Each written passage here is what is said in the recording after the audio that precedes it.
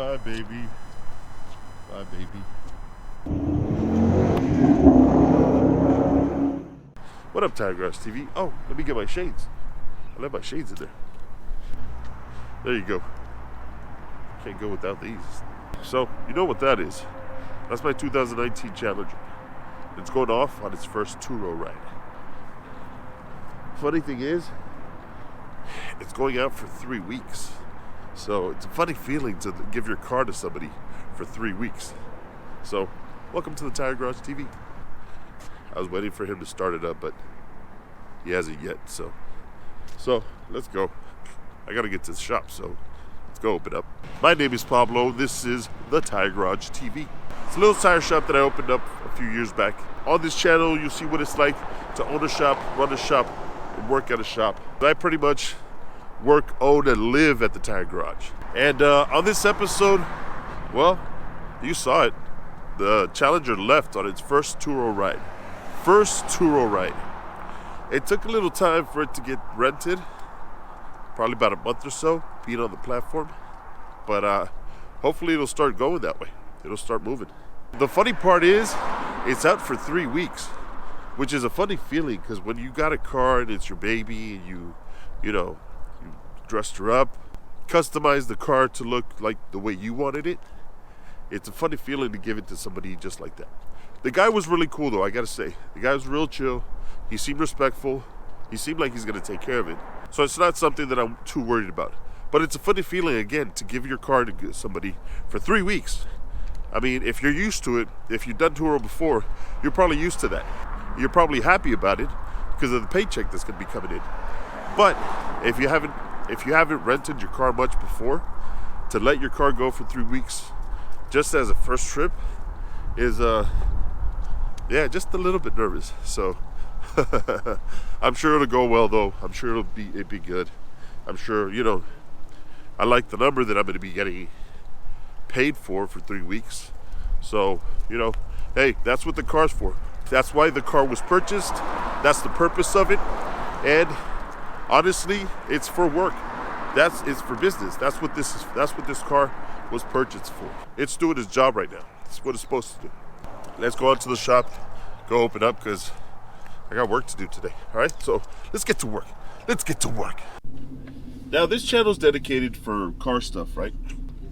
But I'm also dealing with the business. So that's also part of what I like to include in the channel. This part is the business side of it. So the Turo part is one aspect of the business side of it. And I'm working on the strategy for Turo, but it's like anything in any business, it's an ongoing thing. It's not like it's set in stone and this is the way I'm going to do things and never change it. On the contrary, I'm looking at it as, was the Challenger a good car to start with Turo? So this is the first time it got rented, right? I set the price low because I wanted it to be rented. I wanted it to go out on its first drive, on its first trip, and that way I can give the person a 5-star. Hopefully it's a 5-star. Hopefully this person earns the 5 stars.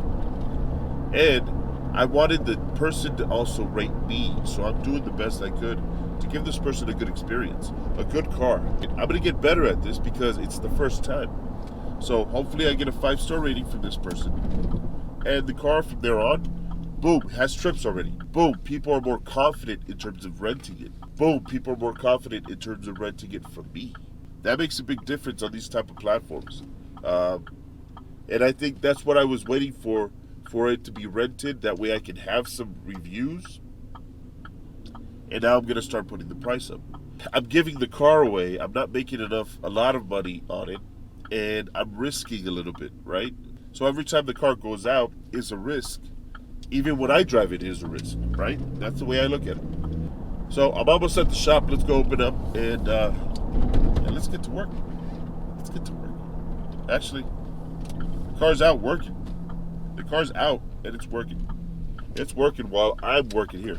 So, that's what it's all about. It's been about a week, and so far so good. The Challenger's still out. I can see exactly where it's at on my GPS, and it's feel good about it. On Turo, I did choose the insurance that's the highest, so I'm well protected. But at the same time, you do give your car to somebody else, so that's kind of the nerve-wracking part, especially if you're a car guy, because you give a shit about your car. You care about your car. The GPS that I have on is actually tells me how hard they're revving it too, so that's a big deal. It's a sports car, so people are gonna want to rev that thing and speed on that thing as much as, it's a fun car, right? But it's still, I'm worried about them revving it so hard, redlining it all the time, and just causing internal wear and tear that doesn't need to be there, because I don't drive my car that way. And it's wear and tear on the car, on the internals of the car, which down the road can mean that, I've got a bad engine. And, that's a little hard to take too. I don't know how to handle that. I don't know how to deal with that yet. I don't know. I got to figure that out. As of now, I'm not worried too much about it because it's a fairly new engine, fairly new car.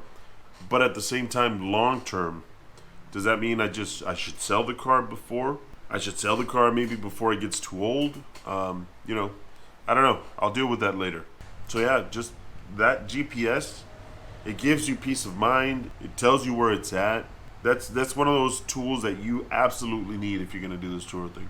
The second thing also that I wanted to bring up, I didn't like the pricing that Turo recommended for the Challenger. You live in a different market. You live in a different area. If you live in a different area, definitely if you live in a different state, do your research. Look up what the value of that car is and what the renting value of that car is, because it could change and it will be different. In my case, the recommended amount that Turo wanted me to rent the car for was too damn low, way too damn low. If that was the recommended amount, if I had to stick to that, I'd get out. I would literally right away just close the app and get out. So definitely do your own research. Whatever you think it should be priced at, test it. Price it at that amount. If it rents a lot, then you're probably a little low. If it doesn't rent at all, then maybe you're a little high. So you got that advantage to where you can change it up and down. You can kind of adjust it and see where it goes from there. Test it out. Do your own research. Be your own judge and figure it out. So we'll see how it goes. It's 3 weeks. It's been some time already. Honestly, I'm cool about it. I'm calm. It's not like I'm worried about it. It's not on my mind. I'm not stressed out. In fact, I like the number that I'm going to get for the 3 weeks. It's going to help pay for the car. It's going to help pay for its insurance. So far, so good. Again, this is the first rental. But, this is what this car is meant for. So, put it to work. And it's working so far. So, so cool. All right? Thank you for joining us on this one. I appreciate you watching. Thank you for watching. Hit the links down below. Help me support the channel. Click the links down below. Anything you buy off of those links helps support the channel.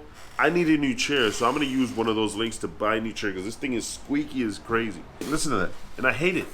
So I need a new chair, so I'm going to use those links down below to go get me one. Amazon sells everything. Anything, basically. Thank you for watching. I appreciate you being here. Oh, by the way, I'm going to post my Instagram up here, and I'll put the shop one up here too. Go follow those 2 accounts. I'm really active on social media, so you catch me there all the time. And thank you for the follow. So let's get out of here. Let's go enjoy the rest of the day. And thank you for coming. Thank you for watching.